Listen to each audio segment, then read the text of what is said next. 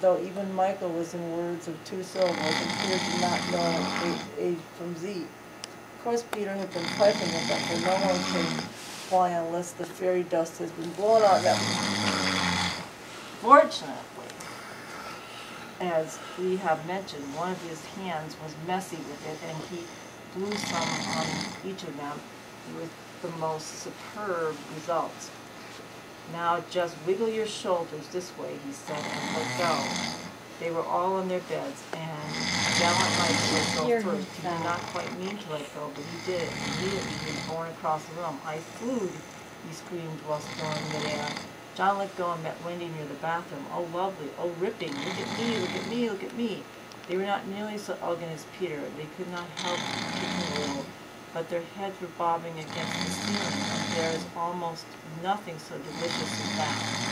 Peter gave Wendy a hand at first, but had to desist. Tink was so...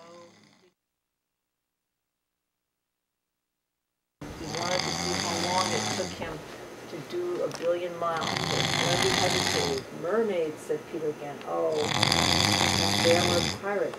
Pirates, cried John, seizing his fingers. It was just at that moment that Mr. and Mrs. Brown carried the Hannah out of 27. They ran into him with a blaze of light.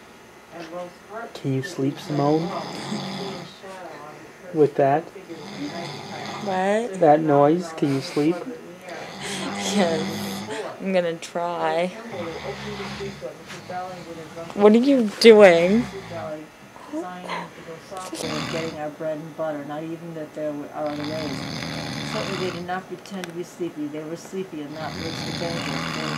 The moment they popped off, down they fell. The awful thing was that Peter thought it was funny. There he goes. Again.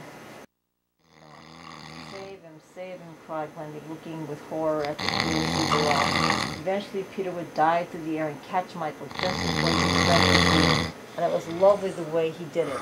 But he always waited